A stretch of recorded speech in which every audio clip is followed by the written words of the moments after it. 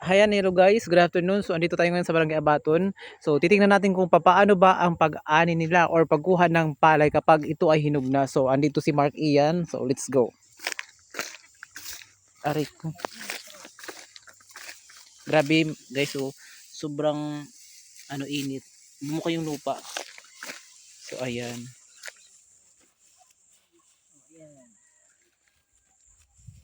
But wala to.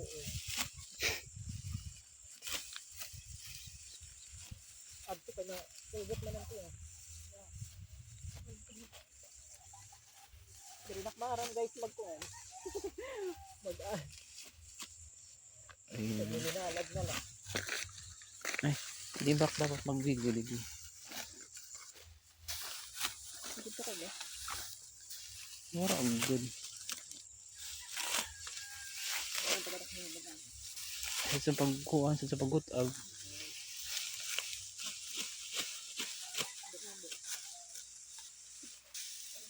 Nagreklamo siya kay Darang. At may silaba nga upod.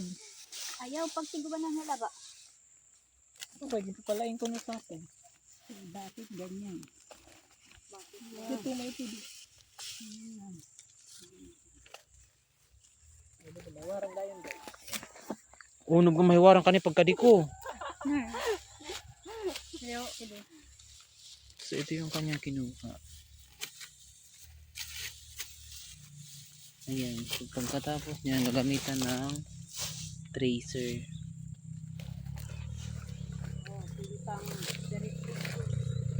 Wampa. Kasi pa siya pang pilipig. Pilipig lupa.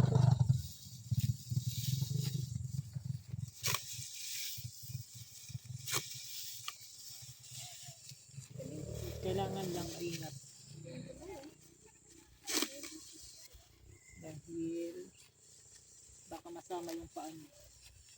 Lalo na sa first timer.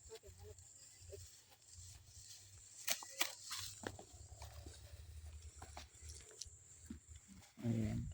Tapos pagkatapos niyan, iipon katulad nung dun sa kabila. Iniipon.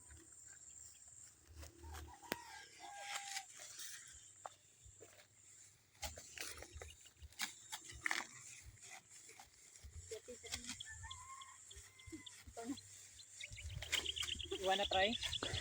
Di akay magut abak siki. Baga mo nag-aani ka sa Kay kugtul nga. Diri sa suwagarab.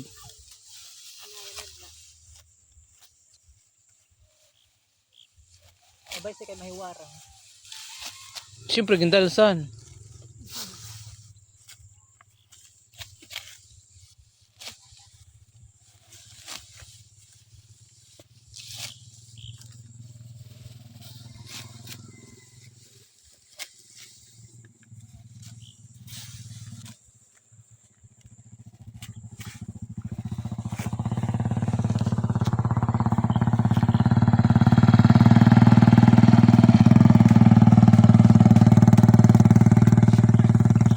That's it. Ganyan po kahirap yung pagkukuha ng palay.